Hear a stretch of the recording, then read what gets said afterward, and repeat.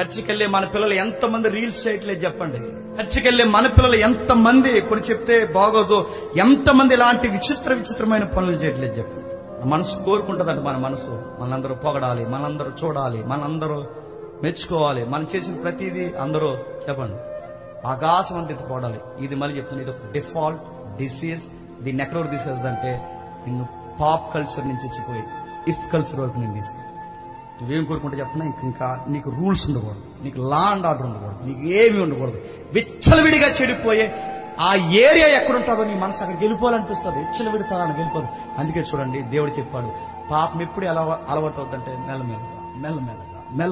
మెల్లమెల్లగా ముందు చిన్న టాటు వేస్తావు, తర్వాత పెద్దది వేస్తావు, తర్వాత ఇంకా డిఫరెంట్ ఇంకెక్కడ వేస్తావు, అక్కడ వేస్తావు, ఇక్కడ వేపిస్తావు, ఎక్కడెక్కడో వేపిస్తావు. చివరికి నేను తీసుకెళ్ళేది డిఫరెంట్ డ్రెస్ కోడ్ లోకి నేను తీసుకెళ్ళి